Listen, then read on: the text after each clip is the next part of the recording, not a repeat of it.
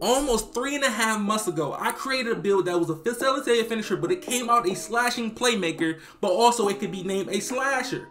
I dropped a video on that 2 months ago with the 50+ badge build, and it just went crazy. I just seen a lot of people using that build just to get rep, play rec with it, play tools with it if you're an ISO player. When I seen a lot of people use that build, I was just so grateful that a lot of people just started using the actual Hall of Fame playmaking and Hall of Fame slashing build, and made it a certain way to make it very versatile. You can make it small forward, you can make it shooting guard. As y'all know, I called this build my Ja Morant build. I love this build. It's fun to play with. I have so much fun when I hop on twos, ISO, because I can dot the person in the corner with Hall of Fame badges, and I can dunk the ball, and I can shoot the ball decently.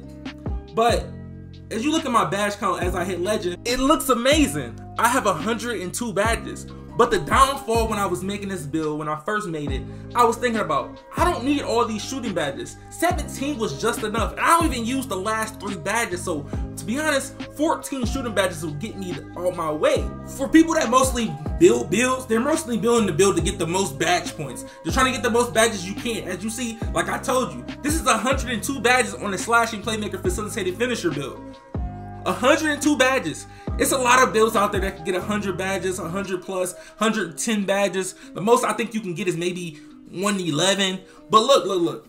When it comes to the stats, when I made this build, I wasn't really worried about, oh, all this blocks, the rebounding. But when we get to the point of when I hit legend, I'm like, okay, the badges will help me. But at a certain point, if your stats are too low, the badges won't help you. But that's why when I made my pure playmaker on the slashing playmaker, when the game first came out, I was like, okay, I want to have a high enough block to get a block. Because once I noticed in the prelude, or actually the demo, I noticed that you couldn't get blocks if your block wasn't somewhat high or decent enough to be high. That's the reason I made this player 6'6", because I get a higher dunk rating, I get a better block rating, and I get a better rebound rating. But when I was making this build, remember, I didn't make the best slashing playmaker when it first came out. I made this build off prelude. This was just me knowing off my mistakes what I should do when I make my next build. So when I make my next build that wants to dunk, shoot, drive, and break ankles, I would know from the mistakes I made from these 2 builds. It's not crazy mistakes, but they're minor mistakes that can make you change your mind about your build. As this is my prelude demo build, my slashing playmaker with the pure playmaking pie chart, as you see, I have only Hall of Fame playmaking, 37 playmaking badges. I didn't need 37 playmaking badges, but I didn't think I was gonna hit legend. 37 playmaking badges. This build looks like a 2-way slashing playmaker.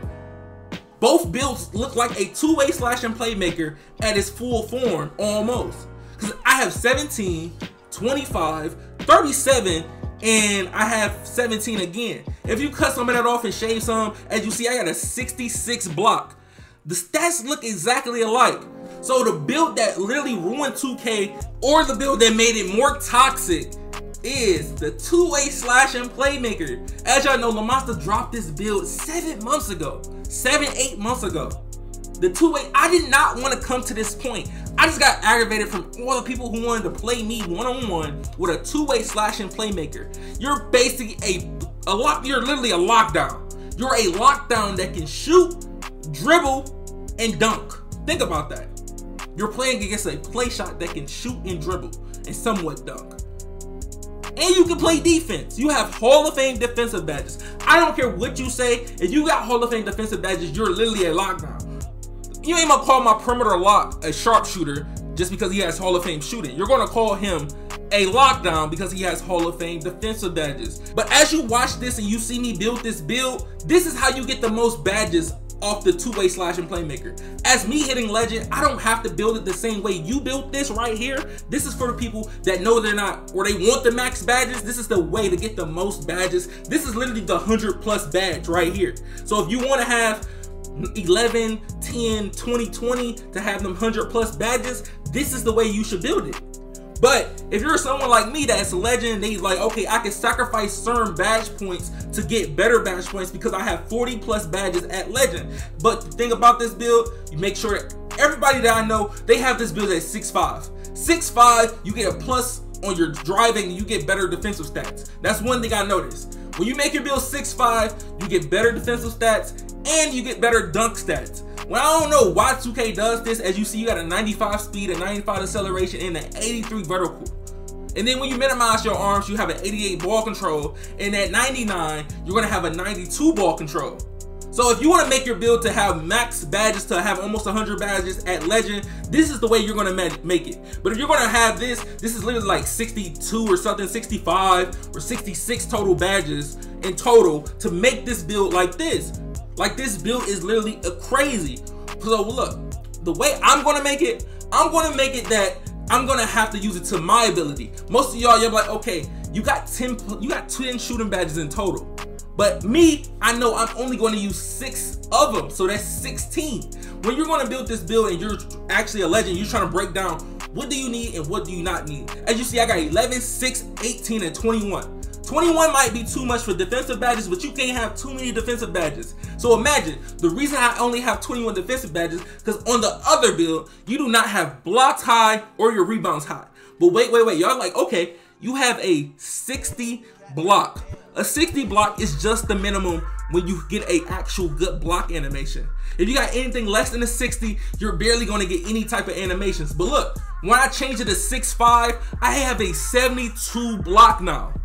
A 72. A 72.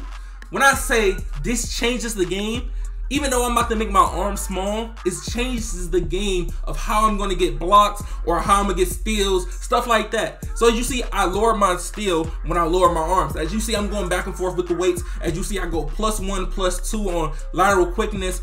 That's a nice little difference. But with Playmaking Takeover, I'm taking this. I'm taking the Playmaking Takeover all over it. Playmaking Takeover, two-way slashing Playmaker. This is literally a Westbrook build. I'm gonna call it the Westbrook build.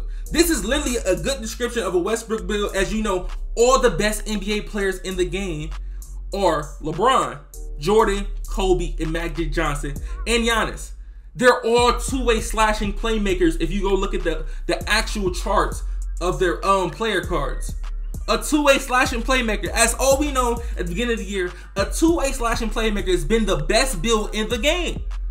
The best build in the game. But if you look at the stats, I have 21 finishing badges. I don't even think I needed 21 because they all go. I have 16 shooting. That's perfect. I was working with 15 shooting on a pure Playmaker. Now I have 28 playmaking badges. That's perfect because I had 27 on a pure Playmaker. So now I got 28.